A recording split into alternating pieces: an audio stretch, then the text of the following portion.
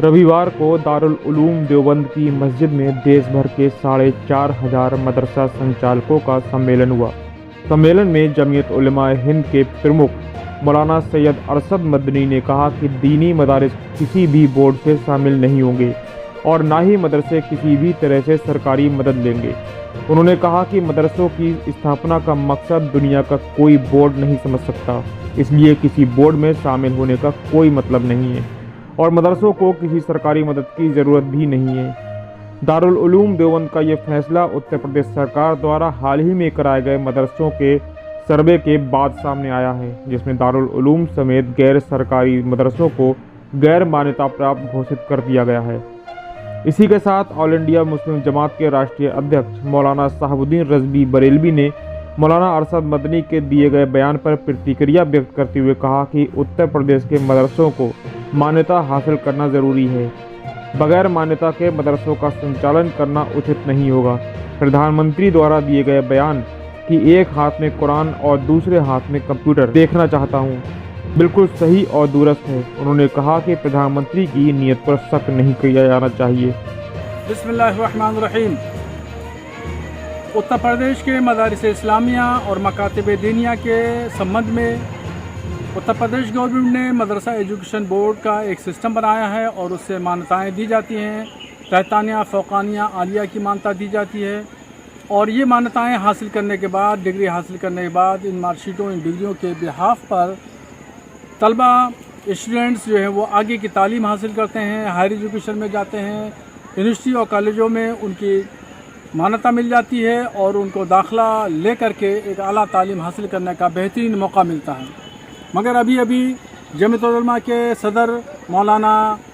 अरशद मदनी साहब ने जो बयान दिया है कि हमें मान्यता की ज़रूरत नहीं है, तो मैं इससे मुत्तफ़िक़ नहीं हूँ और जितने भी अहले सुन्नत व जमात के उलमा हैं और सुन्नी मदारिस हैं वो इससे इत्तफ़ाक़ नहीं रखते हैं, इसलिए कि मदारिस गुरबत व अफलास की ज़िंदगी गुजार रहे हैं और कैसे न कैसे वहाँ यहाँ के ज़िम्मेदारान चंदा वगैरह करके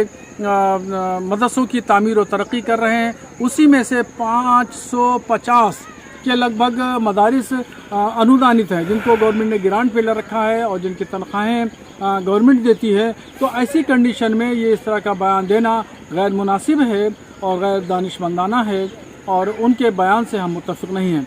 मान्यता लेना और गवर्नमेंट से एफिलिएटेड कराना ये नहायत ही ज़रूरी है ताकि पूरे हिंदुस्तान में जितनी भी यूनिवर्सिटीज़ हैं वहाँ पे दाखिला आसानी से हो और इसके अलावा फॉरेन कंट्री में भी जो बच्चे जाएं, स्टूडेंट्स जाएं, तो उनको भी वहाँ पे बेहतरीन मौक़े मिले ताकि अपनी ज़िंदगी को खुशहाली की तरफ ले जा सकें। और जहाँ तक प्रधानमंत्री का बयान कि एक हाथ में कुरान और एक हाथ में कंप्यूटर में देखना चाहता हूँ, तो उनका बयान बिल्कुल दुरुस्त है और उन्होंने एक जिस पस मंज़र में बात कही है वो पस मंज़र उनका बेहतरीन है। वो ये चाहते हैं कि उनकी मंशा है कि मुसलमान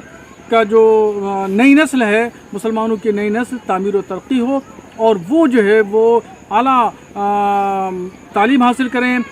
कुरान और हदीस पढ़ने के साथ साथ में कंप्यूटर एजुकेशन हासिल करें। तो उनकी मंशा पर सवाल नहीं उठाया जा सकता। कोई भी शख्सियत अगर मुसलमान नई नस्ल के बच्चों की तामीर और तरक्की के लिए बात करती है या प्लानिंग करती है और मनसूबाबंदी करती है, तो ये हर हुकूमत का और हर शख्स का और हर संस्था का ये हक़ है कि वो प्लानिंग करे और तरक्की के लिए तमाम राहें खोलें। अगर प्रधानमंत्री एक हाथ में कंप्यूटर और एक हाथ में जो है कुरान देखना चाहते हैं, तो मैं चाहता हूं कि तमाम हमारी उम्मत मुस्लिमा की जितनी भी नई नस्ल है वो ये करके साबित